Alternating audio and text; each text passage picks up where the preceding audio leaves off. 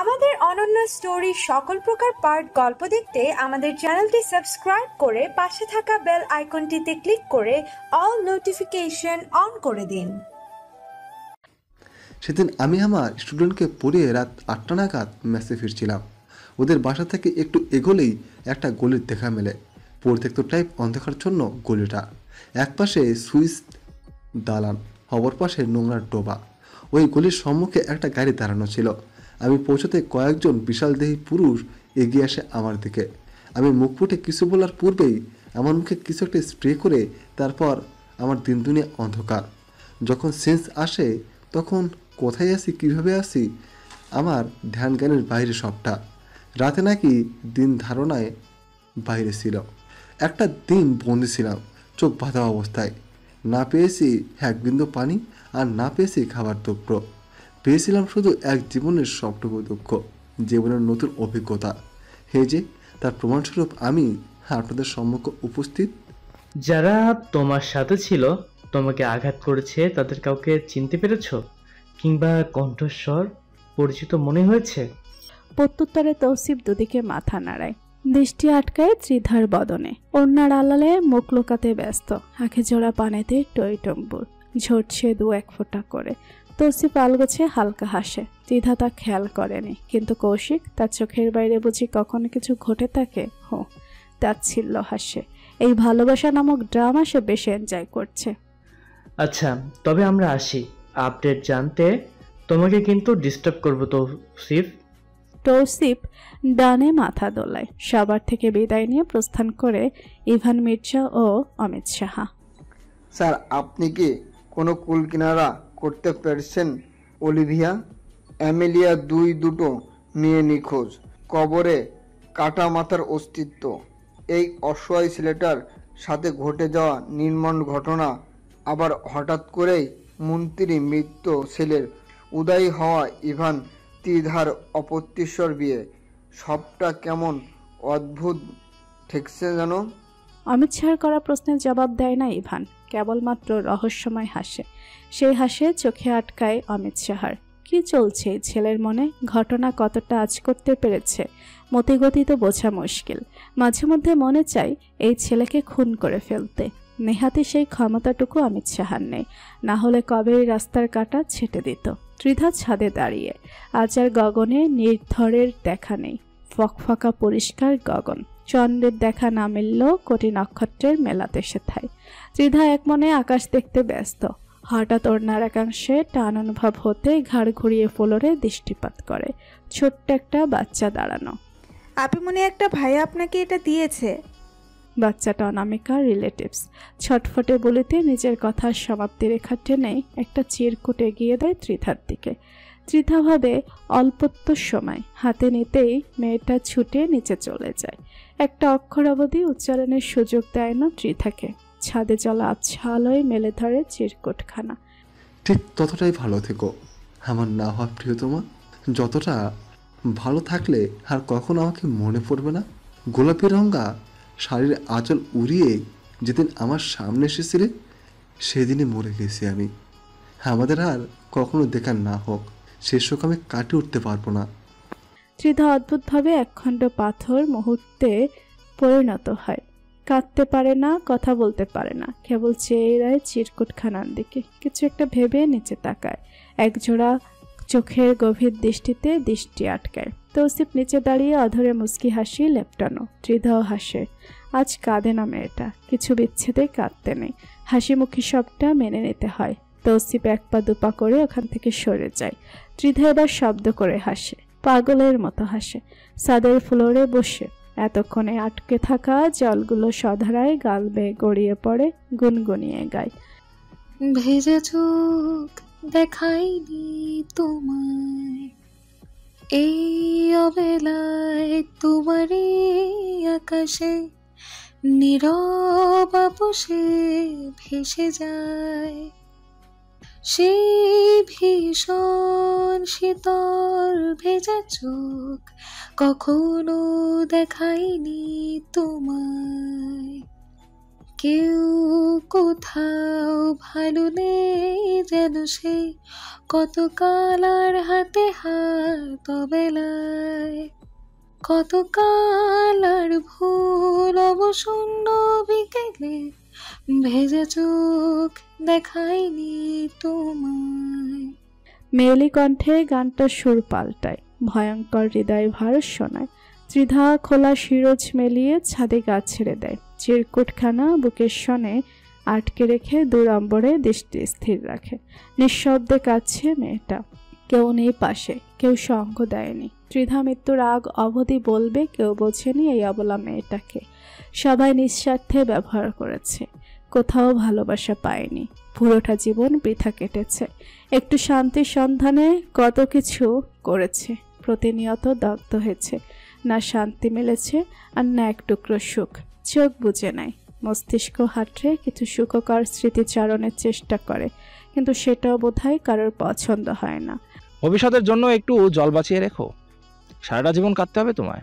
কষ্ট প্রতিনিয়ত কাটার মতো গলায় বিঁধবে, বিষের ন্যায় খাদ্যনালীতে চবে।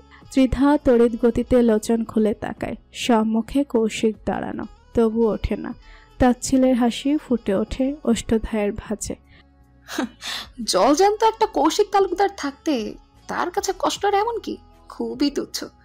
আপনার সাথে আমি কখনো ভালো থাকতে পারবো না, হয় আপনাকে ধ্বংস করবো, নয়তো নিজে ধ্বংস হব। ওহো, ওগুলো তোমার ড্রিমস বেবি গার্ল। তবে হ্যাঁ, ধ্বংস হবে তোমার পরিবার, সর্বোপরি তুমি আমায় ভালোবেসে ধ্বংস হবে। আমি কখনো হারতে শিখিনি ডার্লিং। হাসতে হাসতে ভবিষ্যৎ বাণী করে কৌশিক, যেন ভবিষ্যতের সবটা তার জানা। হ্যাঁ, ঠিকই বলেছেন কৌশিক তালুকদার, আমি আবারও প্রেমে পড়বো, ভালোবাসবো, তবে এবার ধ্বংস হওয়ার জন্য নয়, ধ্বংস করার জন্য, পাপীকে তার প্রাপ্য শাস্তি দেওয়ার জন্য। উল্টোটাও হতে পারে। বাই দ্য ওয়ে, শোনো মেয়ে, যেটা বলতে এখানে আসা, তোমার সাথে ফালতু বকবকানির সময় আমার হাতে নেই। গ্রামে যাবে, ঠিকমতো এক্সাম দিবে, যেদিন এক্সাম শেষ হবে তার পরের দিন গাড়ি পাঠিয়ে দেবো, কোনো তালবাহানা ছাড়া চলে আসবে। তোমার বাবার মাথায় ভূত চেপেছে, বিয়ে ওঠাবে নাকি? আবারও নতুন করে কাবিন সহ সবটা হবে। তো আজ সেই টপিক্সে কথা হয়েছে। তোমার এক্সামের ঠিক 2 দিন পরে আমাদের বিয়ের ডেট ফিক্স করেছে গুরুজনেরা। আমাদের আলিশান মঞ্জিল থেকে বিয়ের সবটা অ্যারেঞ্জ করা হবে। তাহলে আমার মুক্তির কি হবে কৌশিক তালুকদার? তোমাকে 500 বার বিয়ে করলেও তুমি মুক্তি পাবে। কৌশিক তালুকদারের জবান তীরের থেকেও তীক্ষ্ণ, যা একবার নির্গত হয় তা উদ্দেশ্য সফল করে। তোমার ক্ষেত্রেও এর ঊর্ধ্বে নয়। ওপাশে গম্ভীর নীরবতা বিরাজমান। কৌশিক কিঞ্চিত চমকালো বোধহয়, হয়তো না। নিজের কথা ব্যক্ত করে গটগট পায়ে নিচে নেমে যায়। ত্রিধা মৃদু হাসে, ওখান থেকেই না হয় সবটা শুরু হবে। এসপির একটা ভবনের প্রশাসন কক্ষে পদস্থ কর্মকর্তারা উপস্থিত। একটা কাচের চারকোণাকৃতির টেবিলকে কেন্দ্র করে সকলের অবস্থান। চলছে তুমুল পর্যায়ে মিটিং। উপস্থিত আছেন ডিআইজি, অ্যাডিশনাল ডিআইজি, 2জন এসপি, অ্যাডিশনাল এসপি, এএসপি সহ অ্যাডিশনাল এএসপি। সকলের মুখে গাম্ভীর্যের ছাপ স্পষ্ট। একমাত্র মুখে হাসি বিদ্যমান এসপি ইভান মির্জার। 24 পাটি দাঁত কেলিয়ে হাসছে। প্রশ্ন ছোড়েন ডিআইজি স্যার। কাজ কেমন চলছে তোমার? কত দূরে গেলো কাজ? সে তো বিন্দাস চলছে স্যার। হেয়ালিপনা ছাড়ো ইভান, এই কাজের ক্ষেত্রে আমাকে প্রতিনিয়ত নিরাশ করছো তুমি। কাজের তেমন আপডেট অবধি পাচ্ছি না, উপর মহলে আমাকে জবাবদিহি করতে হয়তো। এ পর্যায়ে ইভান খানিকটা সিরিয়াস হয়, বুকটা টান টান করে পায়ের উপর পা তুলে বসে। শার্টের ভেতরে থাকা হাত দুটো ফুলে ফেঁপে ওঠে। ইভানের জায়গায় অন্য কেউ হলে নির্ঘাত পুরুষালী গলটা থাপ্পড়ের কবলে পড়ত, কিন্তু মাত্রাতিরিক্ত স্নেহ পাওয়ার দরুন এমনটা ঘটে না। তথ্য অনুযায়ী চৌধুরীর পরিবারে 2টো মেয়ে গায়েব, বাট নোপ তাদের মাঝে যে কোনো একজন মারা পড়েছে, আর তার মাথাটাই ছিল মাধবীর শখের কবরে। মাথাটা সম্ভবত অ্যালুমিনিয়াম, বিকজ এই দিন রাতে গ্রাম থেকে গায়েব হয়েছে মেয়েটা। এখন অতীত ঘেটে এতটুকুই ধারণা করা যায়, খুনটা হয়তো জায়ান করেনি। এটা 3 জনের দ্বারা সংঘটিত হতে পারে। First, Abani Sheikh, murder of Abani Sheikh. Second, Tahib Chowdhury, lover of Madhabi Sheikh. And third, Ritik Chowdhury. But কথা হচ্ছে যে রাতে ঘটনাটা ঘটে যাওয়া ওই রাতে ঋতিক চৌধুরী ঢাকাতে ছিল, তাই ঋতিক চৌধুরীর উপরে সন্দেহ জোরালো নয়। বাকিরাও ঢাকাতে ছিল, কিন্তু মাঝরাতের পর মিসিং ছিল। মধ্যরাতে অবনীর শেখকে বাইরে যেতে দেখেন হাসপাতালের ঝাড়ুদার, এবং কখন ফিরেছেন সেটা তার নিকট অজানা।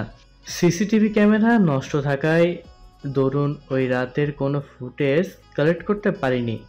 তবে সৌভাগ্যবশত নাকি দুর্ভাগ্যবশত ঠিক বলতে পারছি না, চৌধুরীরা যতগুলি দিন হাসপাতালে ছিল ঠিক তত দিনই হাসপাতালের সিসিটিভি ক্যামেরাতে সমস্যা ছিল। পরবর্তীতে হাসপাতালের কর্তৃপক্ষ কর্তৃক সবটা ঠিক করা হয়েছে। আবার ওই রাতে তাইফ তার আগে থেকেই মিসিং ছিল। এখানেও একটা কিন্তু থেকে যায় স্যার, ওই রাতে জায়ানও মিসিং ছিল। নিজ বাসভবন সহ মামুন তালুকদারের কারো নিবাসেই উপস্থিত ছিল না। সব মিলিয়ে জটলা খিচুড়ি পাকিয়ে আছে স্যার। উপস্থিত সকলের কপালে দৃঢ়ভাজের সৃষ্টি হয়েছে ইতিমধ্যে। সত্যি বড় জটিলতা দৃশ্যমান সবটা জুড়ে। ইভানের কথার ইঙ্গিত বোঝে কেস সলভ করতে যথেষ্ট সময়ের প্রয়োজন। আইন জেনে প্রমাণ, হুটহাট করে প্রমাণ ছাড়া কিচ্ছু করা সম্ভব নয়। যেখানে উপর মহলে অলরেডি সিসিটিভি ফুটেজ শো করা হয়েছে, সেখানে আপাতত জায়ানকে ক্রিমিনাল সাব্যস্ত করা। তবে আগে জায়ানের খোঁজ লাগা ইভান, কেন যেন মনে হচ্ছে ওখান থেকে সবটা শুরু। আর যে ট্রাকটা ধরেছো তার কি অবস্থা? পুনরায় প্রশ্ন করে ডিআইজি স্যার। শালারা পটল তুলবে তবু নাম মুখে নেবে না। আর আমি রীতিমতো অবাক, ট্রাকে জাস্ট মাল রেখেছে, কোনো ইনফরমেশন নাই। মানে কুছভি তোর তো কেউ সরিয়েছে ইভান। মালিক সহ মালের ইনফরমেশন ছাড়া ট্রাক কে নেবে? কম টাকার ব্যাপার স্যাপার নাকি? ইভান ভাবুক হয়। এই মুহূর্তে কাউকে সন্দেহভাজন বলে মনে হচ্ছে না।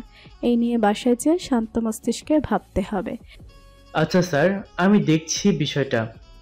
এতক্ষণে মুখ খোলে অ্যাডিশনাল ডিআইজি স্যার। রিসেন্ট আরেকটা ইস্যুতে নিজেকে জড়িয়েছো তুমি, ওই যে একটা সেলের মিসিং কেসে।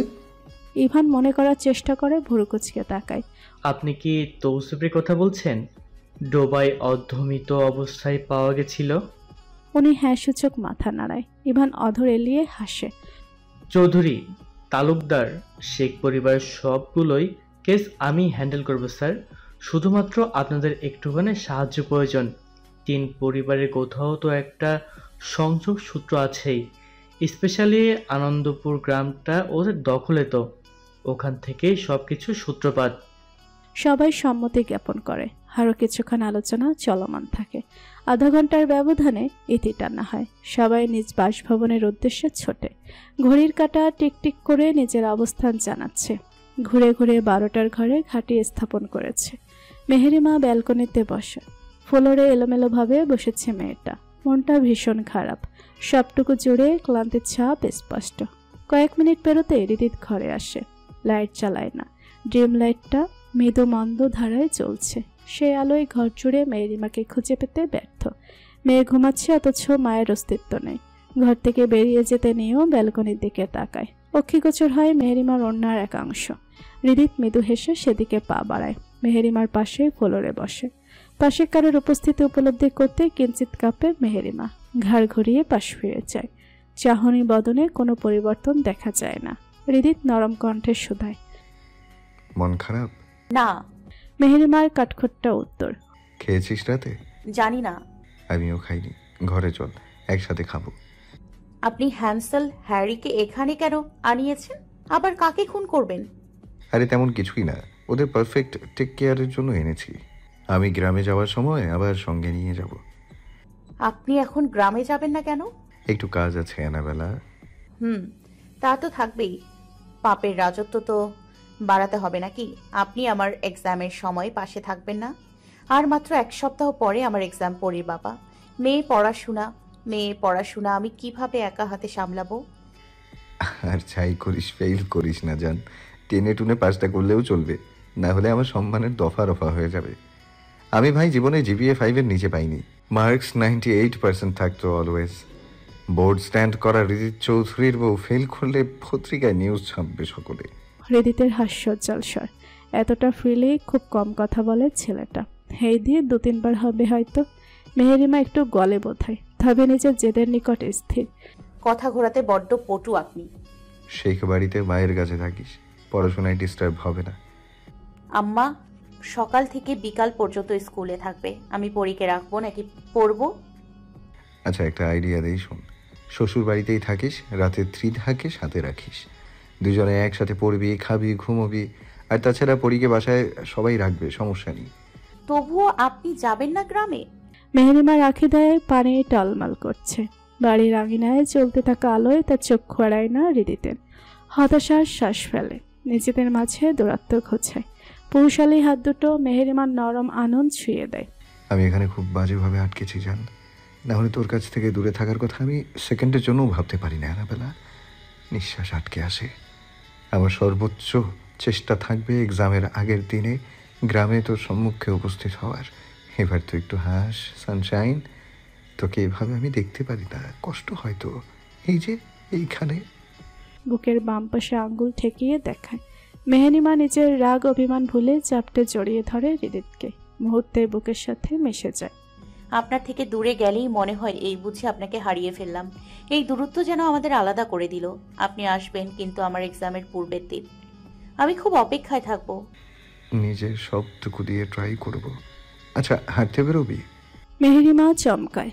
যে মানুষটার বাড়ি থেকে এক পা বেরোলে গাড়ি অথবা বাইক ছাড়া চলে না, সে নাকি এত রাতে হাঁটতে বের হবে, তবে এত সুন্দর একটা অফারের লোভ সামলাতে পারে না। আমতা আমতা করে বলে, কিন্তু পড়ি। তাইফকে বলেছি, চল আজ ঘুরে আসি দুজনে। এটা আমাদের জীবনে সুন্দর একটা রাতের স্মৃতি হতে পারে। সুযোগ তো সবসময় আসে না। মেহেরিমা কথাটাতে আটকায়। কথাটার অর্থ অন্য ছিল, নাকি ও নিজেই একটু বেশি ভাবছে। হৃদিত ততক্ষণে ঘরের দিকে গেছে।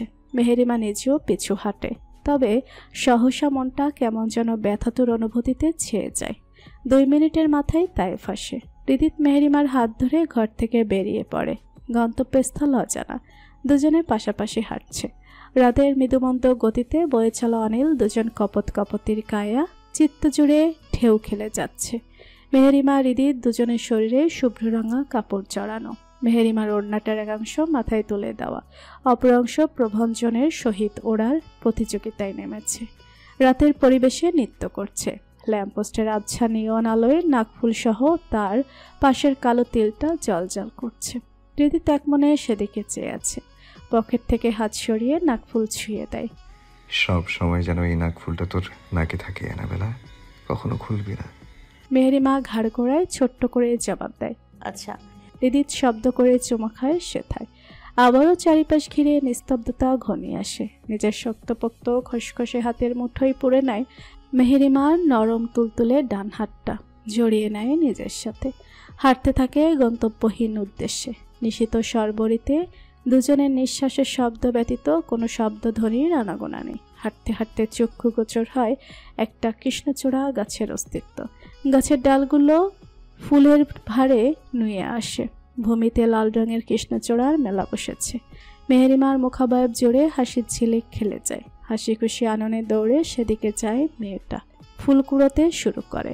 পবনের বেগ বাড়ে। পবনের দোলা গায়ে লাগতেই সেকেন্ডের ব্যবধানে বর্ষণ নামে কৃষ্ণচূড়ার আলগোছে ছুঁয়ে দেয় মেহেরিমার সর্বাঙ্গ।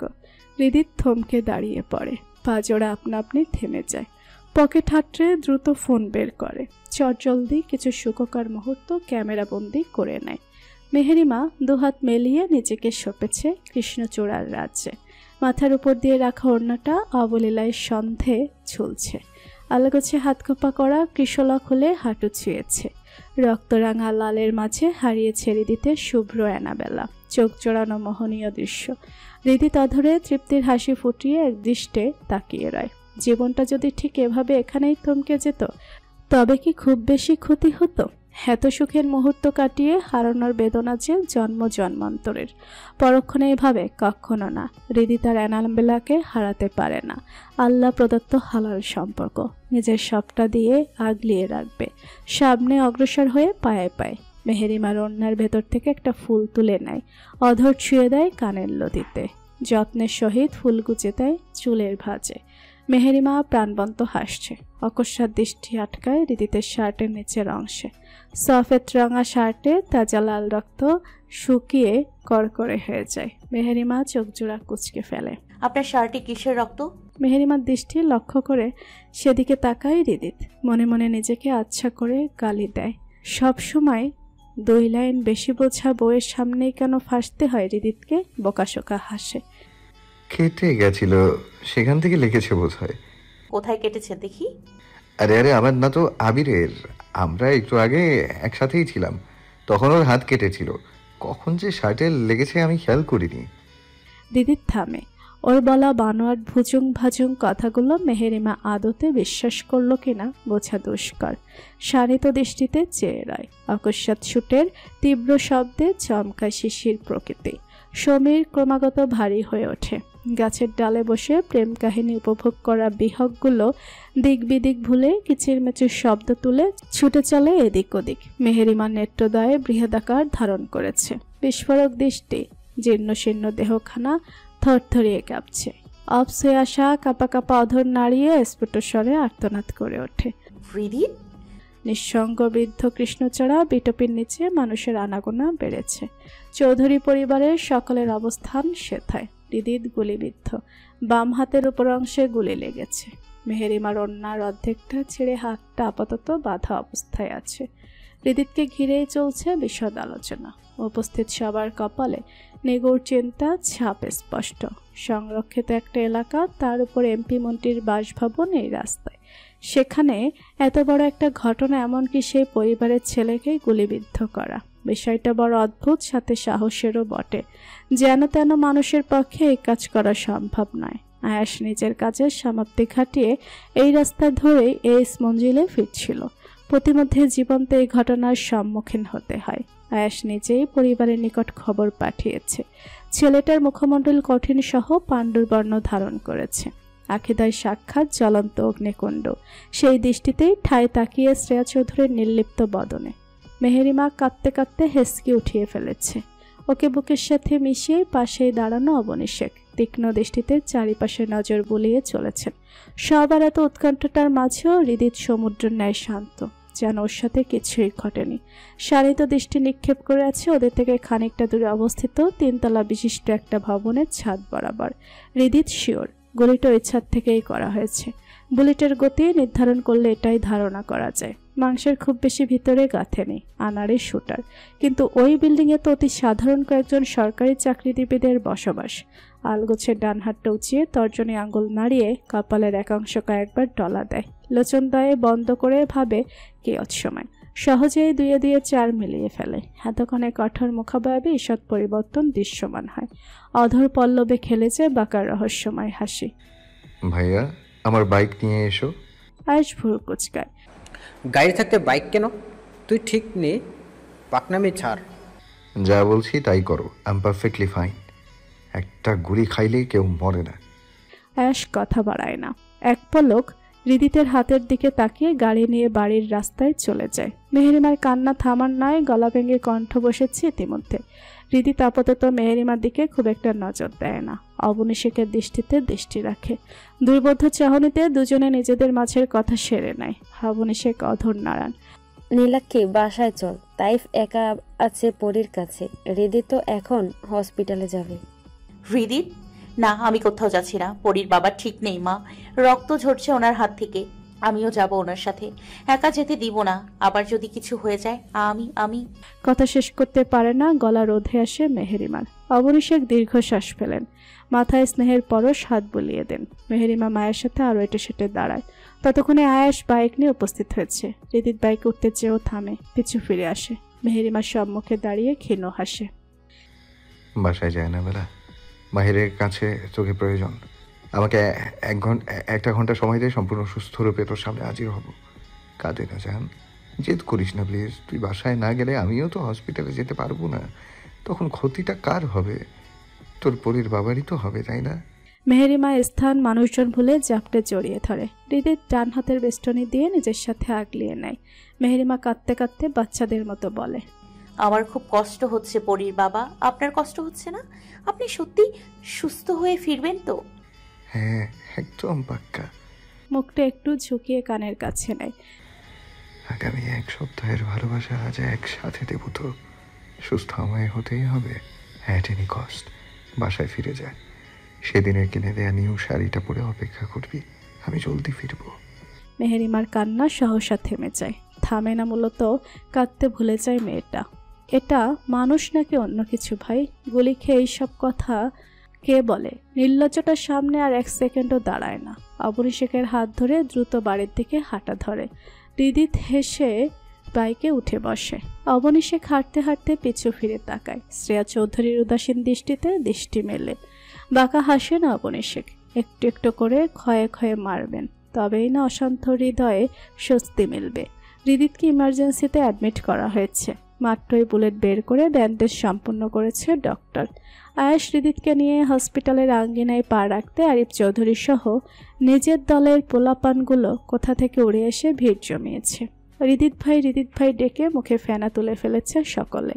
আয়েশ তাদের পাঠিয়েছে রিদিতের মেডিসিন আনতে।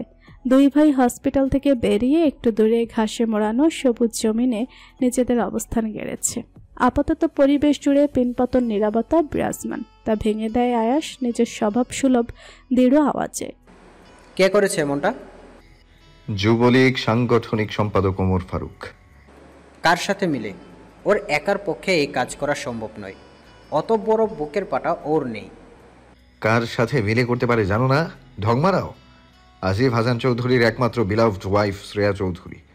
আয়াস হেসে দেয়। ছেলেটার বড় হলো না। সেই নাম তো বললি, হুদাই গালি দিলি কেন আমায়? ভাইয়া মেজাজ বিগড়াই দিও না। আচ্ছা সরি, এবার বল, ওমর ফারুক হঠাৎ করে তোর দিকে হাত বাড়ালো কেন? কারণ ছাড়া তোর পিছনে পড়ার কথা নয়। ওর একমাত্র ছেলে পার্থ ও তার বন্ধুমহল আমার হাতে বন্দী। এটা অবশ্য ওই জানোয়ার এখনো জানে না, কিন্তু কথা হচ্ছে ওই বিচ টাকা গিনে নিজের ছেলে ও ছেলের সহকর্মীদের দিয়ে আমার কলিজায়ের দিকে হাত বাড়িয়েছে। ফলস্বরূপ ছেলের গালে থাপ্পড় পড়েছে। থাপ্পড়টা জানোয়ারের আত্মসম্মানে ফসকা ফেলেছে। ছেলের সেই অপমানে শোধ তুলতে এই শ্যুট করিয়েছে। অ্যান্ড আমি যদি ভুল না হই, শ্যুটটা মেহরিমার উদ্দেশ্যে করা হয়েছে। আয়েশের পিলে চমকে ওঠে।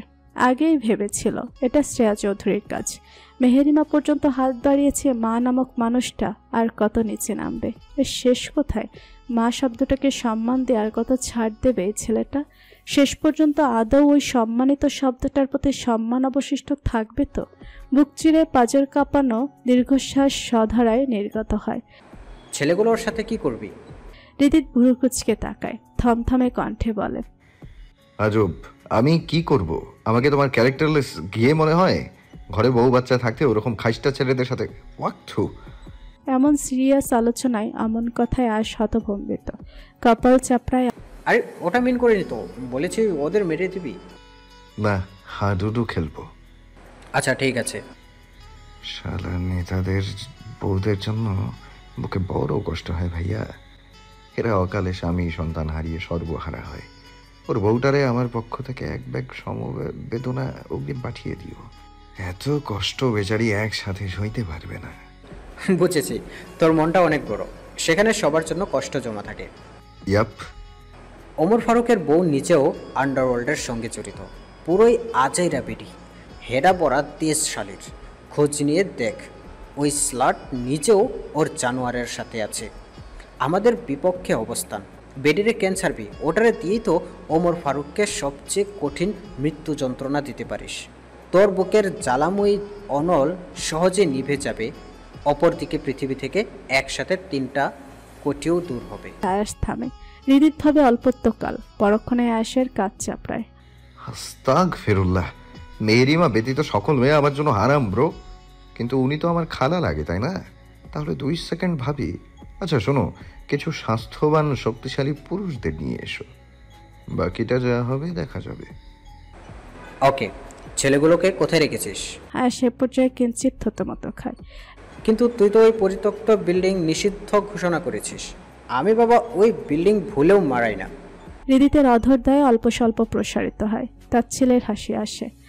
যেখানে রাখার প্রয়োজন কত কিছুই তো জীবন থেকে নিষিদ্ধ ঘোষণা করলাম। শেষ পর্যন্ত দূরে থাকতে পারলাম কোথায়? ওই পিচ্ছি মেয়েটাকে ভালোবেসেও প্রায় 1 বছর গ্রামে গেলাম না, অথচ যেই বিয়ের মালা গলায় পড়লাম, বর্তমানে তার 1 বাচ্চার বাবা আমি। তুই আর ভালো হইলি না রিদিত। হৃদিতরা কখনো ভালো হয় নাকি? সেই সুযোগ কে দেয়? এই পৃথিবী হৃদিতের ভালো হওয়ার সুযোগ দেয় না ভাইয়া। শালা এমন ভাবে কৃপণতা হিংসা করে যেন হৃদিতরা ওদের সতীন লাগে। 1 বছর তো মোটামুটি ভালোই ছিলিস। এখন স্বার্থের টান পড়েছে ভাইয়া। ওরা নিয়ত বেঁধেছে আমাকে ভালো হতে দেবে না। মৃত্যু ব্যতীত এই এক জীবনের পাপ থেকে আবার মুক্তি পাওয়া সম্ভব না। আমিও চ্যালেঞ্জ অ্যাকসেপ্ট করেছি। বাঁচতে হলে জিতেই বাঁচব, সেটা পাপ পুণ্য যাই হোক না কেন। মেহেরিমা জানলে কি করবি? ভুল বুঝবে। ভুল বোঝার সুযোগ কোথায়? নিজের পাপ নিজেই তুলে দিয়েছি ওর হাতে। আর যাই হোক, আমাকে কখনো ঘৃণা করতে পারবে না। ওর এক্সাম শেষ হলে আরেকটা বাচ্চা নেওয়ার প্ল্যানিং করছি। আয়েশ শব্দ করে হেসে ওঠে। মেয়েটার ভালোবাসার সুযোগ নিচ্ছিস তুই। হৃদিতের কপালে ভাঁজ পড়ে, ভ্রুযুগল আপনা আপনি কুচকে যায়। আমার ভালোবাসার কাছে ওর ভালোবাসার যত কিঞ্চিত ভাইয়া, এটা মেহেরিমা নিজেও জানে। এমন নিখাত স্বার্থহীন ভালোবাসা ও নিজেই হারাবে না, হারাতে চাইবে না। নিজের ভালো পাগলও বোঝে। ভুলে যাস না হৃদিত, মেহু অবনী শেখের মেয়ে। শেষ পর্যন্ত যদি মায়ের মেয়ে থেকে যায় তখন কাঠ গড়ায় কে দাঁড়াবে ভেবে দেখেছিস? হৃদিত প্রত্যুত্তর করে না।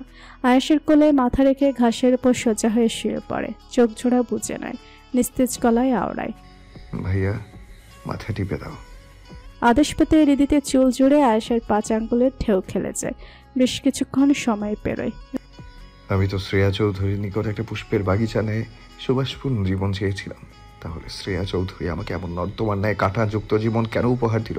ভাইয়া, ওনার শেষটা নিশ্চিত আমার হাতে লেখা, আর ওটাই হবে আমার জীবনের সর্বশ্রেষ্ঠ পাপ। সত্যি পাপ নাকি পুণ্য? হৃদিত মলিন হাসে। আয়েশ জবাব দিতে পারে না। এর উত্তর ও শব্দ ভাণ্ডারে অনুপস্থিত। বড় কঠিন উত্তর বোধহয়। আজ এই ক্ষণে আয়েশ খুব করে উপলব্ধি করল, এতগুলো বছর পেরিয়ে ঠিক এই মুহূর্তে হৃদিত যেন একটু বেশি কথা বলেছে, নিজের কাঠিন্য খোলসটা খানিকটা পেরিয়েছে। এতটা কথা এ যাবৎকাল আয়েশের সঙ্গে বলেনি হৃদিত, কিন্তু সবটুকু পেরোতে কেন পারল না? কিসের বেড়াজালে আবদ্ধ ছেলেটা? নিজের মনে এতটা দুঃখ যাতনা পুষে আদতে ভালো থাকা যায়? তবে ছেলেটা যে বলে মেয়ের সাথে দিব্যি ভালো আছে, পৃথিবীর সবচেয়ে সুখী মানুষটা সে, সেটাকে কি সত্যি ভালো থাকা বলে, নাকি অন্তঃকরণের নিছক ভাবনা ছেলেটার? তৎক্ষণাৎ অম্বর ফুঁড়ে ঝমঝমিয়ে বর্ষণ নামে। নভে জিমুতের অস্তিত্ব অতি নগণ্য। অসময়ের বৃষ্টি সিক্ত করে প্রকৃতিসহ মরুভূমির ন্যায় এক পশলা বৃষ্টি আসার হাহাকার প্রাপ্ত একজোড়া মাংসল পিণ্ডকে দীর্ঘকালের অবসান ঘটিয়ে হৃদিতের অষ্টপুটে দেখা মেলে এক চিলতে প্রশান্তির হাসি। গতকাল ছেলেটা এভাবে হাসেনি। আয়েশ মহাবিষ্ট হয়ে একদৃষ্টে সেদিকে চেয়ে রয়। ছেলেটা মারাত্মক থেকে মারাত্মক পর্যায়ে সুন্দর। সেই সৌন্দর্য আরও কয়েকগুণ বাড়িয়ে দিয়েছে এই স্নিগ্ধ পবিত্র হাসিটা। ছেলেটা কি জানে তাকে হাসলে কতটা মোহনীয় দেখায়? জানলে কি রোজ নিয়ম করে হাসত? নিজের ভাবনায় নিজেই হেসে ফেলে আয়েশ। গগন বর্ষণ থামিয়েছে। গরমের উষ্ণতা কমিয়ে মৃদুমন্দ ধারায় বইছে শীতল ঝিরিঝিরি মারুত। তার ঝাপটা দেহের সনে মিলতেই প্রতিটা শিরা উপশিরা শিরশির করে উঠছে। শীত শীত অনুভূত হচ্ছে। ড্রয়িং রুমের পরিবেশ থমথমে। প্রত্যেকে মনে তীব্র উৎকণ্ঠা চেপে ঠায় দাঁড়িয়ে। বর্ষণ মাথায় চেপে তালুকদার রায় এই মঞ্জিলে পাড়ে জমিয়েছে। আপাতত সোফায় বসা। সবার দীর্ঘ অপেক্ষার অবসান ঘটিয়ে বাড়িতে পা রাখে হৃদিত এবং আয়েশ। দুজনের শরীর আর্দ্র, কাপড় ভিজে চুপচিপে, চুল বেশ সলিল তার ধারায় চলমান। হৃদিতকে দেখতে মামুন তালুকদার উঠে এগিয়ে যায়। এখন কেমন আছো বাবা? কে এমন করলো? কোন আইডিয়া করেছো তুমি? তুমি তো সবকিছু থেকেই নিজেকে দূরে রাখো, তবুও ওর থেকে থাকা তোমার শত্রুর আবির্ভাব হয়েছে। সাবধানে থেকো বাবা। আপনাদের শকুনের নজর উঠে গেলেই আমি শত্রুমুক্ত হয়ে যাব। মামুন তালুকদার ভেবাচেকা দৃষ্টিতে তাকান। তর্জনী আঙ্গুল চালিয়ে নাকের ডাগায় ঝুলে থাকা চশমার ফ্রেমে গোতা দিয়ে তা যথাস্থানে রাখেন। না বোঝার ভান করে সুধান, কি বললে বাবা? যা বুঝলেন তাই। সোফায় বসা কৌশিক কটাক্ষ হাসে। বাবা এখনো বোকায় রয়ে গেল। যেখানে কৌশিক এতটা তুখুর খেলোয়াড় হয়েও হৃদিতে থেকে দূরত্ব রেখে কাজ করে, এখনো অবধি মুখোমুখি হয়নি। প্ল্যান কষে পিছনে সেখানে বাবা স্বেচ্ছায় বাস নিতে গেছে। যাক, ওনার বাসার একটু প্রয়োজন। নেহাতি বাবা না হলে এতদিনে মাটিতে গেড়ে দিত। শালা বুদ্ধি নেতম্বের নিচে গিয়ে ঘোরে। ক্রুদ্ধে দাঁতে দাঁত চেপে কৌশিক, রীতিতে দুর্দিন চলছে ভাইজান, ছাড়েন এইসব, বাসায় চলুন। বেশি উঠলে এমনই হয়। হৃদিত সিঁড়ির দিকে হাঁটা ধরেছিল। আব্রাহাম তালুকদারের মুখনিসৃত কথাটা শ্রবণেন্দ্রিয় প্রবেশ করতেই পদযুগল থেমে যায়। আসন্ন ভয়ানক ঘটনা কিছুটা আঁচ করতে পেরেই হুঙ্কার ছাড়ে আয়েশ। হৃদিত, নো, ডোন্ট ডু দ্যাট। আয়েশার হুঁশিয়ারিতে আব্রাহাম তালুকদার খানিকটা ভড়কায়। মামুন তালুকদারের পেছনে নিজেকে লুকানোর সর্বোচ্চ চেষ্টা চালায়। অপরদিকে তাপান কাউন্টডাউন স্টার্ট করেছে। 1 2 3 4 5। বেশ প্রচণ্ড শব্দ তুলে পরপর 3টা ফ্লাওয়ার ভেস আব্রাহাম তালুকদারের মাথার সহিত সংঘর্ষে লিপ্ত হয়ে ফ্লোরে ছড়িয়ে ছিটিয়ে পড়ে। কেমন যেন চোখের পলকে সবটা ঘটে গেল। উপস্থিত সকলে হতবাক। মামুন তালুকদার পলক ফেলতে ভুলে গেছেন। হস্তজোড়া মুষ্টিবদ্ধ করে সামনে এগোতে চেয়ে এক পলক হৃদিতের দিকে তাকান। গলনালি বেয়ে ঠান্ডা সংকিত স্রোত নেমে যায়। ভীত তটস্থ হয়ে কয়েক কদম পিছিয়ে যান। আব্রাহাম তালুকদার মেঝেতে লুটিয়েছে ততক্ষণ। রক্তাক্ত শরীরখানা কাঁপছে। কেউ সামনে এগোনোর সাহস পায় না। হৃদিতকে থামানোর অহেতুক প্রয়াস কেউ করে না। যার সাথে পারবে না তার সাথে কিসের সংঘাত? হৃদিত বন্য পশুর ন্যায় গর্জন তোলে। তোর মুখটা সামলানো উচিত বাস্টার্ড। কার সামনে দাঁড়িয়ে কথা বলছিস সেটা যেন আর ভুলে না যাস। আজ সেই শিক্ষাই দেব তোকে। হৃদিতের পা চড়া থামেনি। একটা হকিস্টিক হাতে ফিরে আসে। সবকিছুর ক্ষোভ বেচারা একজনের উপর দিয়ে উঠছে। কপাল খারাপ থাকলে যা হয় আর কি। নিস্তেজ শরীরে কয়েকটা বাড়ি দিতে আব্রাহাম তালুকদারের বুক চিরে গগন বেদারি চিৎকার বেরিয়ে আসে। অবস্থা বেগতিক দেখে দৌড়ে আসে আয়াস। অনেক হয়েছে, থাম এবার। তোর ক্ষতস্থান থেকে ব্লিডিং হচ্ছে। ডক্টর কি বললো শুনলি না? হৃদিতের শক্তির সাথে আয়ুষ বুঝি পারবে। মা হওয়ার সুযোগটা দারুণভাবে কাজে লাগায় শ্রেয়া চৌধুরী। জেলের ভাত খেতে খেতে না চলে যেতাম হৃদি। একজনকে তো উইদাউট অ্যানি রিজন এভাবে মেরে মৃত্যুর শরণাপন্ন করাতে কত বছর কারাদণ্ড হতে পারে? তোমার কোনো আইডিয়া আছে? হৃদিতের হাত জোড়া থেমে যায় সহসা। ঘাড় গুড়িয়ে কয়েক হাত দূরে দাঁড়ানো শ্রেয়া চৌধুরীর বদনে নেট্যযুগ্ন নিবদ্ধ রাখে। অধজুড়ে মৃদু হাসি খেলে যায়। শব্দনালী বেয়ে বেরিয়ে আসে চুকচুক ধ্বনি। এহেন ক্রিটিক্যাল সিচুয়েশনে হৃদিতের এমন ব্যবহারে সকলে চমকায়। শ্রেয়া চৌধুরী বিন্দু পরিমাণ ভীত হয় না।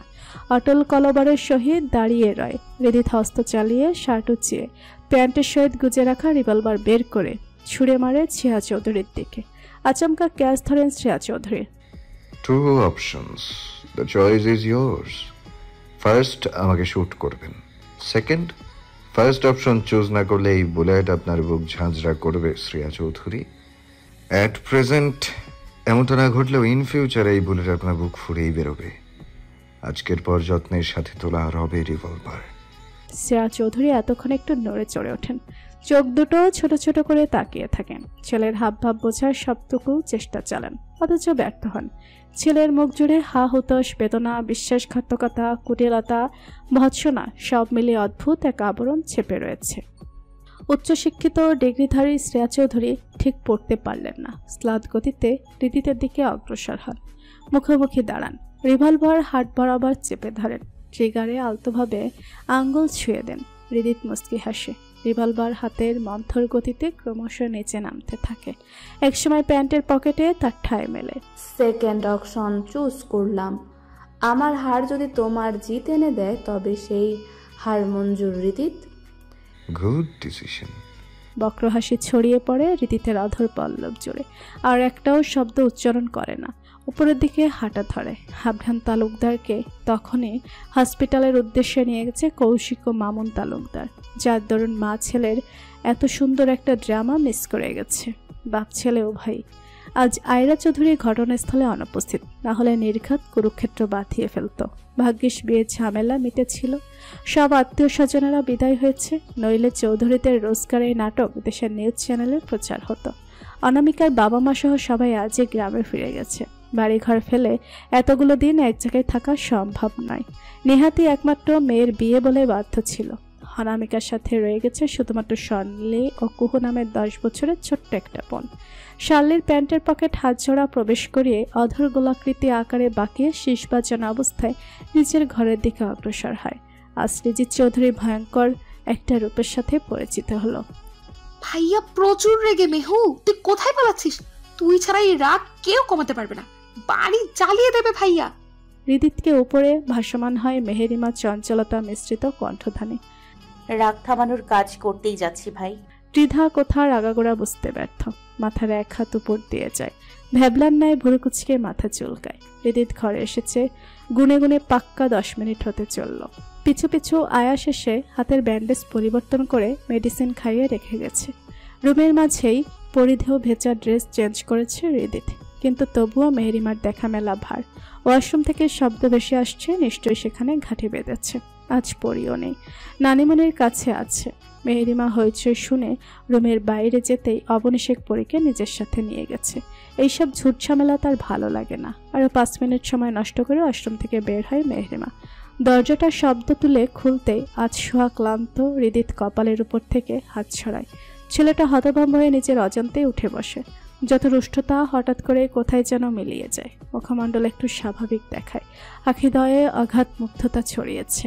পাতলা ফিনফিনে শুভ্র রঙা জর্জেট একটা শাড়ি চড়ানো মেহেরিমার কায়া জুড়ে, স্লিভলেস ব্লাউজ, দেহের প্রতিটা ভাঁজ স্পষ্ট, খোলা এলোমেলো হাঁটু সমান কৃশলা ছেড়ে রাখা, লজ্জায় আড়ষ্ট বদনখানা নামিয়ে শরীর ঢাকতে। হোয়াইটের সাথে ব্ল্যাক যায় না সোনা। Whatever, you look fucking hot. আমাকে পাগল করতে তোর এত আয়োজন জান। মেহেরিমা এসব কেঁপে ওঠে, 2 কদম পিছিয়ে যায়। হৃদিত সময় অপচয় করতে নারাজ, কোলে উঠিয়ে নেয়। নরম দেহখানা ছুঁড়ে ফেলে বেডে। ব্যাকুল হাত দুটো সেকেন্ডে টি শার্ট খুলে ছুঁড়ে মারে ফ্লোরে। বাম হাতের ক্ষততে কিঞ্চিত ব্যথা উপলব্ধি করে তবে বিশেষ পাত্তা দেয় না। প্যান্টের বেল্ট হাত রেখে মেহেরিমা ত্রস্ত দৃষ্টিতে দৃষ্টি মেলতেই হাত থামে। মেহেরিমার উপর ভার ছাড়তে মেয়েটা কেমন হাঁসফাঁস করে ওঠে। মুচড়ি করবি না একদম। বেবি নিবি, আরেকটা মাহিরার খেলার সঙ্গী প্রয়োজন না। মেহেরিমা আতকে উঠে বলে, কি পরি তো নিজেই এখনো ছোট।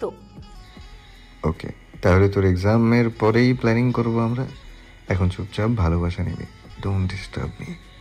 মেহেরিমা ঘন ঘন চোখের পলক ফেলে, ভয়ত দৃষ্টি ঘর ছুঁড়ে ঘুরে বেড়ায়। হামতা হামতা করে বলে, আপনি আজ রেগে আছেন। হৃদিত কপাল কুচকায়। তো তোর উপর রাগ ঝেড়েছি, রুড বিহেভ করেছি। মেহেরিমা দুদিকে মাথা নাড়ায়। হৃদিত সেভাবেই তাকিয়ে রয়। কিছু একটা ভাবতেই হেসে ওঠে। শব্দ করে মেহেরিমার ঠোঁটে চুমু খায়। তুই কি কোনোভাবে নার্ভাস আনাবেলা?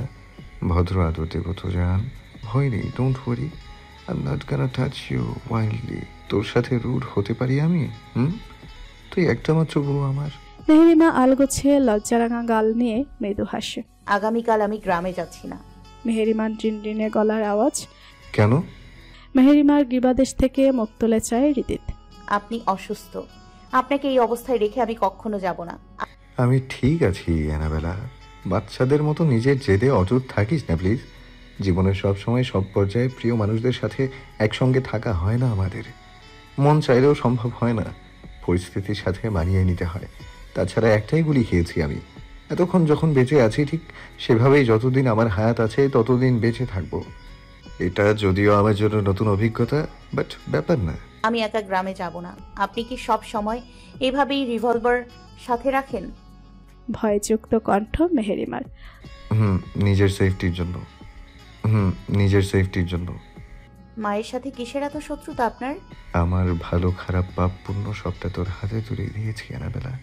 চট করে মেহেরিমার ডায়েরির কথাটা স্মরণে আসে, যেটা এক্সাম পরে পড়ার সিদ্ধান্তে উপনীত হয়েছে মেয়েটা। ওই ডায়েরি না পড়া অবধি এই বিষয়ে আর একটাও প্রশ্ন তুলবে না মেহেরিমা। কথা ঘুরায়, আমি পারবো না আপনাকে ছাড়া গ্রামে। প্রতিটা এক্সট্রা শব্দতে রাউন্ড বাড়বে, সহ্য করতে পারবি জান?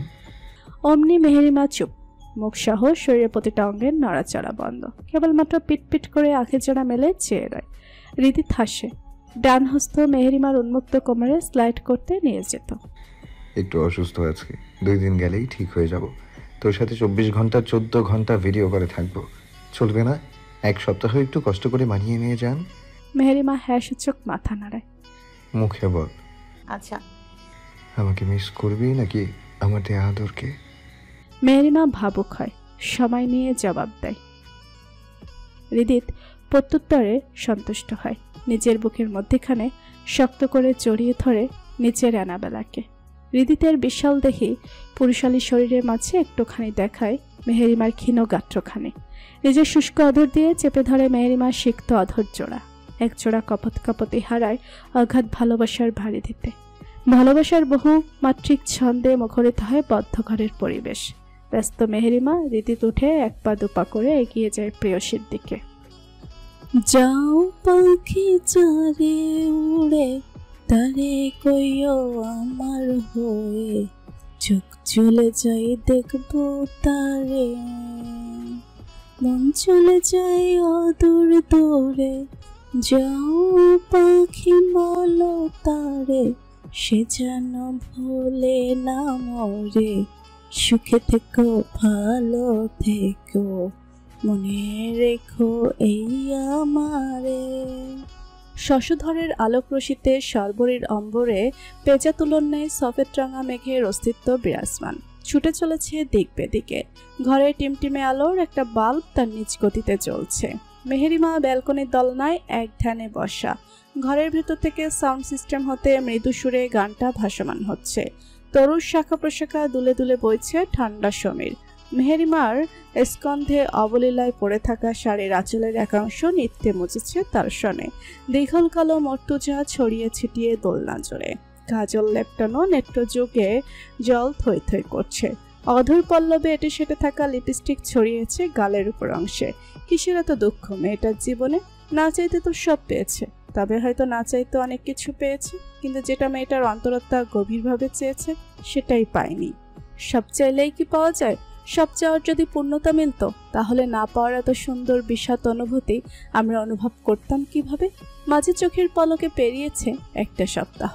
তার পরদিনই সবাই গ্রামে ফিরেছে, ব্যস্ত হয়ে পড়েছে নিজেদের সংসার জীবনে, নিজেদের জগতে।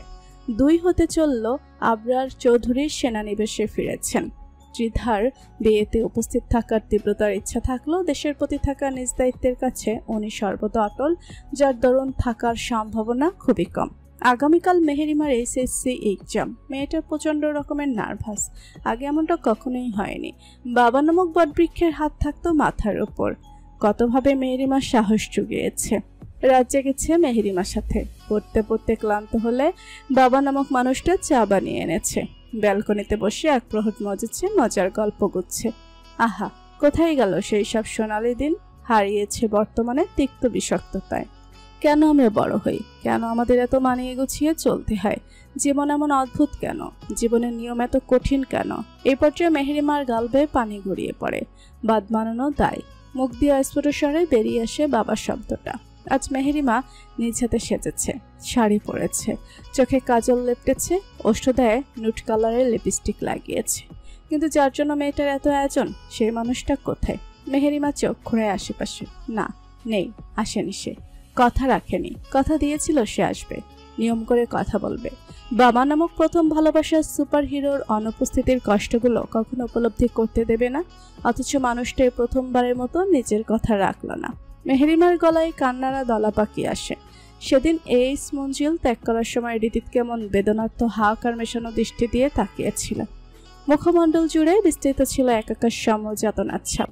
দৃষ্টি সীমানা যতদূর পর্যন্ত মেহেরিমাদের গাড়ি দেখা যায়, ঠিক ততদূর এক দৃষ্টে চেয়েছিল ছেলেটা। তারপর যোজন যোজন দূরত্ব বেড়েছে ও পাশের মানুষটা ক্রমশ দূরত্ব বাড়িয়েছে। এই 7 দিনে রোজ কথা হয়, কিন্তু সর্বোচ্চ 5 মিনিট।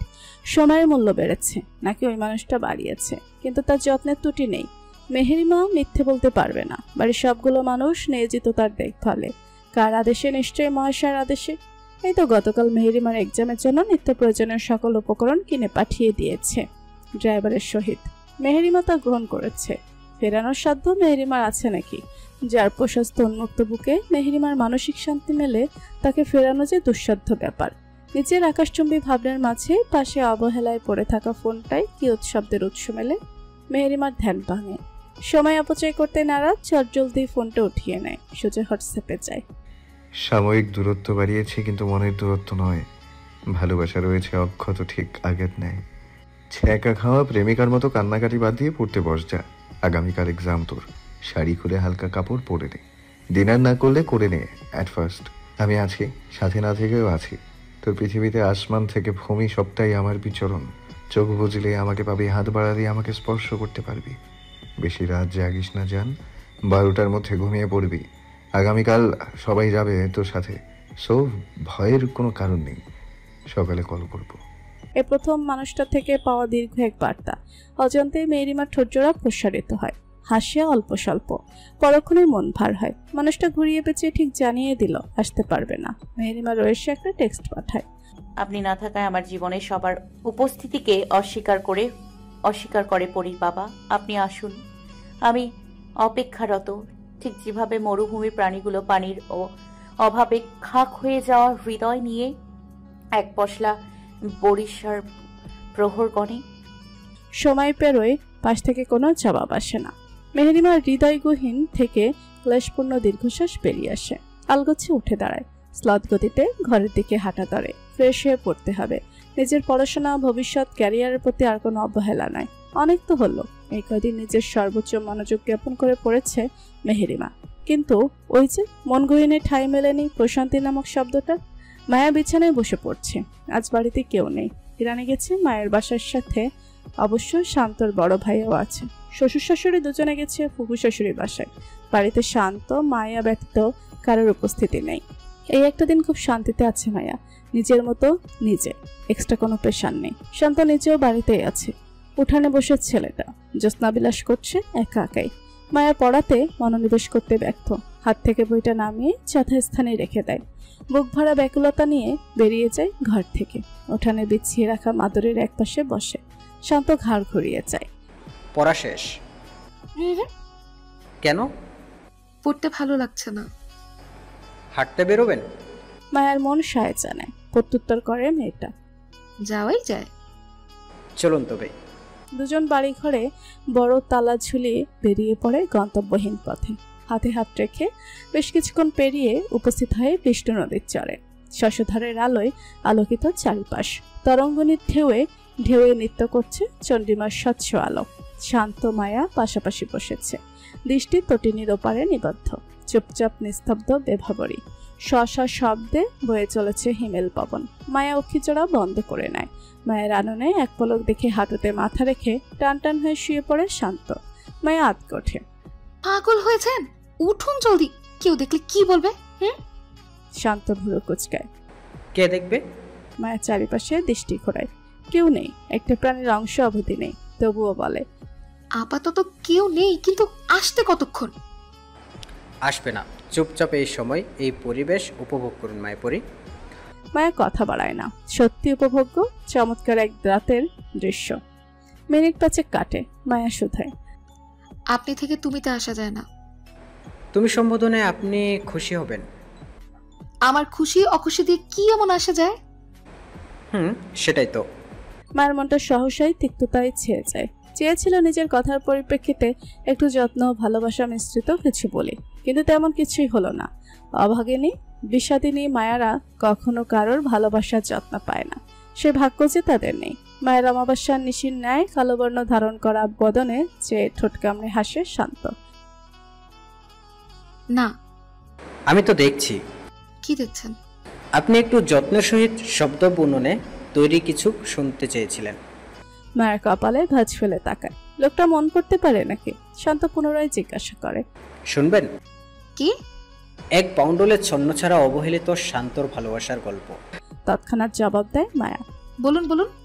উৎসুক স্বর মেয়েটার। চোখে মুখে তার রেশ সরিয়েছে। শান্ত আবারও হাসে। তপ্ত দ্বীপ্রহরে এক অপ্সরাকে দেখে থমকেছিল যুবকের পাথর সৎ হৃৎপিণ্ডের গতি। মরতে মরতে বেঁচেছিল সেই দিন। এক দেখাতেই পাগল হয়েছিল মেয়েদের থেকে দূরত্ব বজায় রেখে চলা এক যুবক। দাণ্ডব তুলেছিল হৃদগহীনে। যেই কংক্রিটের হৃদয়ে কখনো কোনো অনুভূতি স্পর্শ করতে পারেনি, সেই হৃদয়ে ভালোবাসা নামক পৃথিবীর সবচেয়ে দুঃসাধ্য অনুভূতি প্রবেশ করিয়েছিল অষ্টাদশী কিশোরী। পরিবারের সাথে অঘোষিত দীর্ঘ এক যুদ্ধ জিতে যুবক নিজের করে পেয়েছিল কিশোরীকে। শেষমেশ সব পেয়েছিল যুবক, পায়নি কেবল অষ্টাদশীর মন, যেথায় বসবাস ছিল কিশোরীর এক পাক্ষিক ভালোবাসার জোরালো অনুভূতি। ধীরে ধীরে সেই জোরালো অনুভূতি কিছুটা ফ্যাকাশে হলো। যুবক না পেয়েও পেয়ে গেল কিশোরীর মনের একাংশ। কথা শেষ করে শান্ত একাই উচ্চ শব্দে হেসে ওঠে। মায়া নির্বিকার চিত্তে কেবল চেয়েই রয় শান্তর হাসি মুখর মুখমণ্ডলে। শরীরের উদকে লাফিয়ে ওঠে একটা মাছের পোনা। মায়া সেদিকে দৃষ্টি ঘোরায়। ভালোবাসা প্রথম দ্বিতীয় হয় কিনা জানি না, তা যদি হয়ে থাকে দ্বিতীয়বার কাউকে কিভাবে ভালোবাসতে হয় সেটাও আমার নিকট অজানা। আমি শুধু এটা জানি, আমাকে আমার জীবনের শেষ নিঃশ্বাস ত্যাগের আগ অবধি আপনার সাথে বাঁচতে হবে। আপনাকে ছাড়া আমার কোনোভাবেই চলবে না শ্রাবণ। এই ধরনীতে আমার শেষ ও একমাত্র আশ্রয়স্থল শুধুই আপনি। শান্ত মুখের হাসি বজায় রেখেই সম্মতি জানায়। যে হুকুম মায়াপুরী, আপনি চাইলে এই অধমের জান হাজির। এতক্ষণে মায়ের অধর যুগলে এক চিলতে মুস্কি হাসির রেখা ফুটে ওঠে। শান্তর মাথার চুলগুলো হাতের স্পর্শে এলোমেলো করে দেয়। পরম আবেশে চোখজোড়া বন্ধ করে ফেলে শান্ত। ঘন অরণ্য, বিভিন্ন প্রকার বিটপির দ্বারা বেষ্টিত একটা এলাকা, ঝোপঝাড়ে পরিপূর্ণ দুর্গম বিস্তীর্ণ অঞ্চল। দিবসের কোনো প্রহরেও এখানে মানুষ্য জাতির আনাগোনা মেলা ভার। বসবাস কেবলমাত্র হিংস্র পশু পাখির। সুউচ্চ তরু শাখা পোশাখার ফাঁকফোকর দিয়ে চন্দ্রমার আলো মাটি স্পর্শ করতে ব্যর্থ। ঢাকা থেকে বেশ খানিকটা দূরে অরণ্যের মধ্যস্থানে অবস্থিত পরিত্যক্ত একটা সরু রাস্তার মাঝ দিয়ে দিব্যি হেঁটে চলেছে হৃদিত। হাতের 2 আঙ্গুলের ভাঁজে গুজে রাখা জ্বলন্ত সিগারেট, ক্ষণে ক্ষণে অধরের স্পর্শে চাপ প্রয়োগ হচ্ছে সেথায়। কাঁধে গিটারের ব্যাগ ঝোলানো, আজ মন খুলে হৃদয়ের গহীন থেকে গহীনতর স্থান দিয়ে সুর তুলে যান্ত্রিক শহরের ব্যস্ততা ঠেলে দূরে, বহু দূরে হারিয়ে গান গাইতে ইচ্ছা জেগেছে। সেই ইচ্ছাকে প্রাধান্য দিতে এখানে আসা হৃদিতের। হাতে থাকা আজ জ্বলন্ত সিগারেটের দিকে তাকিয়ে তার ছেলের হাসি হাসে। ক্ষয়ে যাওয়া জীবন, আজ পুরো সিগারেট পারফেক্ট। তৎক্ষণাৎ পাশ দিয়ে শুকনো পাতার সংঘর্ষে কড়কড়ে শব্দ তুলে পার হয়ে যায় ওহি। এইসবে হৃদিত নির্বিকার। মানুষের তথাকথিত বিষাক্ত প্রাণীগুলোর সাথেই তার বসবাস। হৃদিতের ভাষ্য মতে কিছু মানুষের ভয়ঙ্কর রূপের কাছে সর্পকুল অতি নগণ্য। অরণ্যের সামগ্রিক রূপটাই হৃদিতকে নিগুড়ভাবে আকর্ষণ করে। তালা খুলে সরাসরি সিঁড়ি ধরে ছাদ বরাবর হাঁটা ধরে হৃদিত। 3 তলা বিশিষ্ট শেওলাজামা বহু পুরনো একটা ভবন। বন জঙ্গলে ভারে বাড়িটা নুয়ে পড়েছে। আকৃতি, বর্তমান পরিস্থিতি, স্থান বিবেচনায় আনলে ভুতুরে বাড়ির থেকে কোনো অংশে কম নাই। 2য় তলার একটা রুমে পার্থ ও তার বন্ধু মহল বন্দী অবস্থায় আছে। ছাদে রাতভাঙ্গা রেলিং এর নিকটবর্তী হতেই চক্ষু গোচর হয় শুভ্র রঙের পাঞ্জাবিতে মোড়ানো সুদর্শন আয়াসকে। তার মানে এই ছেলে পিছু পিছু এসেছে, মেবি স্টক করে এসেছে এত দূর অবধি। হৃদিত আর দাঁড়ায় না, পা জোড়া নিচের উদ্দেশ্যে চালিত করে। দোতলায় দুজন মুখোমুখি হতেই থমকে দাঁড়িয়ে যায়। হৃদিত ভুরু জোড়া কুচকে ফেলে। স্টক করেছো আমাকে? কেন করলে মারবি? এখন তো মারছি না, পরে ভেবে দেখব। চলো গেস্টগুলোর সাথে মিট করে আসি। তুই এখনো ওদের বাঁচিয়ে রেখেছিস কেন? তোর এত ধৈর্য কবে হলো? সৃষ্টিকর্তা আমাকে শিখিয়েছেন, প্রতিনিয়ত উপলব্ধি করিয়েছেন, একেবারে মেরে দেয়াতে কোনো কষ্ট নেই। কষ্ট কেবলমাত্র প্রতিনিয়ত প্রতি সেকেন্ডে ধুকে ধুকে মরাতে। সেই ট্রিক্সটাই কাজে লাগাচ্ছি। কঠিন থেকে কঠিনতর মৃত্যু দেব প্রত্যেককে। শব্দ তুলে ঘরের দরজাটা খুলে যায়। মৃদুমন্দ ধারায় একটা বাল্ব জ্বলছে। ভেতরে প্রবেশ করে 2 ভাই একসঙ্গে। রক্তপচা ভ্যাবসা গন্ধ নাসারন্ধ্রে প্রবেশ করে। বিল্ডিং এর বাইরে যতটা করুণ অবস্থা, ভেতরে ততটাই ঝকঝকে তকতকে। টেলসের ফুলোর সাথে দেয়াল জুড়েও সফেদ রঙের প্রলেপ লেপটানো। রুমটা হলো রুমের মতো বড় সড়ো। একপাশে উঁচু করে ইট সিমেন্টের সংমিশ্রণে বড় বড় 2টা টেবিল টাইপ বানানো, যেথায় সারি বেঁধে সাজিয়ে রাখা বড় বড় রামদা, চাপাতি, চাকু, কাঁচি, পেরেক, দেশি বিদেশি মিলিয়ে বেশ কয়েক রকমের রিভলভার, কাচের বোতলে সংরক্ষিত অ্যাসিড সহ নানান ধরনের সরঞ্জাম। মানুষের তাজা রক্ত শুকিয়ে কড়কড়ে হয়ে আছে। ঠিক এখানেই নিজ হাতে কত মানব দেহ জবাই দিয়েছে হৃদিত। দেহ থেকে মাথাটা আলাদা করেছে এক কোপে, গাত্র কেটে টুকরো টুকরো করেছে। ভালো খারাপ উভয়ের মিশ্রণে ছিল তারা, তবে আহামরি ভালো কেউ নয়। সমাজের কীট, হৃদিতের পথের কাটা, প্রতিদ্বন্দ্বী। এটা নিছকই হৃদিতের কল্পনা জল্পনা। আরেক পাশের পানির ব্যবস্থা করা আছে, বেসিন, পানির ট্যাপ সহ সবটা দৃশ্যমান সেথায়। অবশিষ্ট 2 পাশের এক পাশে ওটা পশ্চিমাংশে পড়ে সেখানে রাখা ইলেকট্রিক শকের চেয়ার। আপাতত রুমের ভেতরের সর্বাঙ্গ বাধা অবস্থায় পড়ে আছে 4 জন অর্ধমৃত যুবক। বদ্ধ ঘরে কারোর উপস্থিতি অনুভব করতে ব্যথিত রক্তাক্ত শরীর নিয়ে নড়ে চড়ে বসে সকলে। এই কয়দিনে নিয়ম করে খাবারের পরিবর্তে 3 বেলা ইলেকট্রিক শক খাচ্ছে। পানি, খাবার সহ বন্ধ, সাথে শারীরিক অত্যাচার তো আছেই। হৃদিত ইশারা করতেই আয়াস পার্থর মুখের কাপড়টা সরিয়ে দেয়। কেমন আছিস ব্রো? অমনি পার্থ চেতে যায়। ওই নেতিয়ে যাওয়া শরীর নিয়েই ছাঁচালো গলায় কিছু বিশ্রী গালি দেয়। পার্থ এই কদিনে এতটুকু বুঝেছে, এইখানে চৌকাট একবার মারালে তার আর বেঁচে ফেরা সম্ভব নয়। এখানেই ধুকে ধুকে পচে গলে মরতে হবে। পার্থ মরবে, তবে বুক ফুলিয়ে, কাপুরুষের মতো নয়। জানোয়ারের বাচ্চা, খাওয়াচ্ছিলে, নাটক ঠাফাও। তোর দিন শেষ হতে চলেছে। তোকে আমার বাবা দেখে নেবে। এভাবে আর কত তোর পতন শীঘ্রই হবে, মাদার ফাকার। বেচারা নিজের মুখনিসৃত কথাগুলো ঠিকমতো শেষ করতে পারে না। এক কোপে 2 হাতে 10টা আঙ্গুল ফ্লোরে লুটোপুটে খায়। বুক চিরে চিৎকার বেরোনোয় ফুরসত অবধি মেলে না। আয়েশ মুখ চেপে ধরেছে, ততক্ষণে গঙ্গিয়ে চলেছে ছেলেটা। পরক্ষণে দ্রুত তা বেঁধে দেয়। কাঁচা লাল রক্তে ভেসে যায় ফ্লোর। হাত পা বাঁধা অবস্থায় পার্থ কাটা কবুতরের ন্যায় ঝাঁপিয়ে চলেছে। বাকি 3 জন লোমহর্ষক ঘটনা আজ করতে পেরেই আরো গুটিয়ে যায়। হৃদি রড দ্বারা প্রত্যেকের মাথা বরাবর আঘাত হানে। ক্ষান্ত হয় অল্পত্ব, কিন্তু রাগ কিঞ্চিত পরিমাণ কমার নয়। হুঙ্কার ছুড়ে বলে,